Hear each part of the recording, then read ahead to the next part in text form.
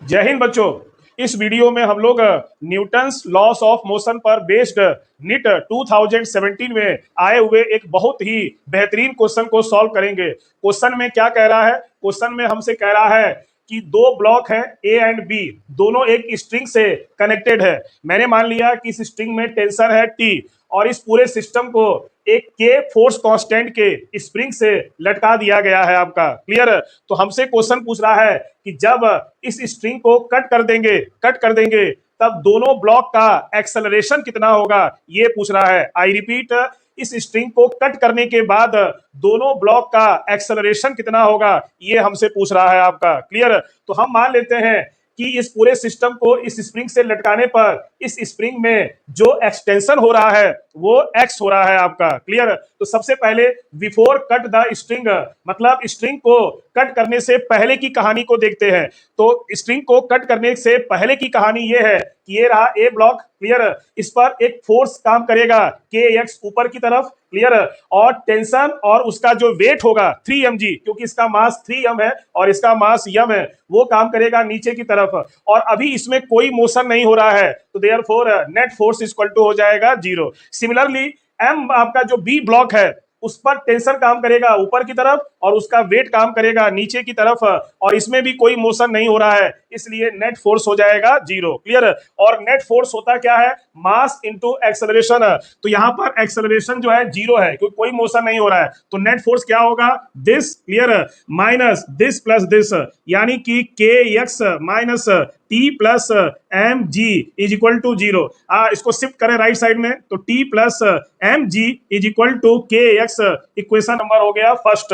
अब यहां लगाया जाए, यहां पे नेट फोर्स क्या होगा? T minus M G is equal to 0, यानी कि टी इज इक्वल टू हो गया M G. Equation number second. अब इक्वेशन नंबर सेकेंड से टी की वैल्यू यहां पे रख दिया जाए, तो from equation first and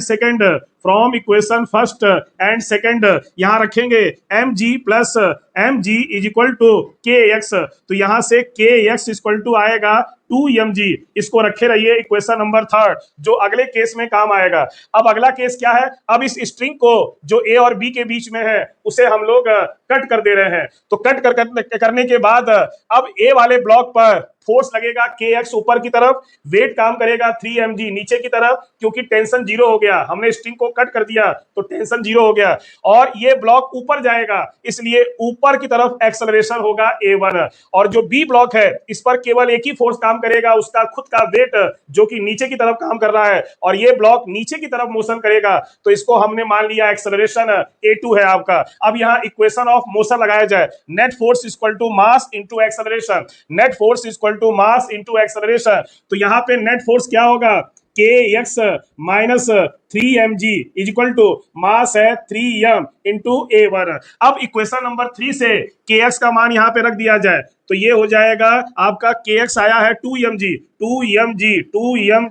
minus 3mg is equal to 3m into a1। Clear? 2mg में से 3mg गया, minus mg is equal to 3m into a1, m से m कैंसिल हो गया, a1 इक्वल टू आ गया g माइनस g अपॉन 3। ये minus हमको बता रहा है कि एक्सेलरेशन ऊपर तरफ होगा, यानी कि जो ए ब्लॉक है वो g अपॉन 3 एक्सेलरेशन से ऊपर की तरफ मोशन करेगा आपका। अब आते हैं बी ब्लॉक पर, तो नेट फोर्स एक ही फोर्स है M G is equal to mass है इसका m इंटू a2, m से m कैंसिल हो गया, तो a2 इज इक्वल टू आ गया g, यानी कि बी ब्लॉक g एक्सेलरेशन से नीचे आएगा और ए ब्लॉक g अपॉन 3 से ऊपर जाएगा। तो देयरफॉर ऑप्शन में हमारा सेकंड राइट है, g अपॉन 3 पहले वाले का एक्सेलरेशन और g दूसरे वाले का एक्सेलरेशन। ओके, थैंक यू, जय हिंद।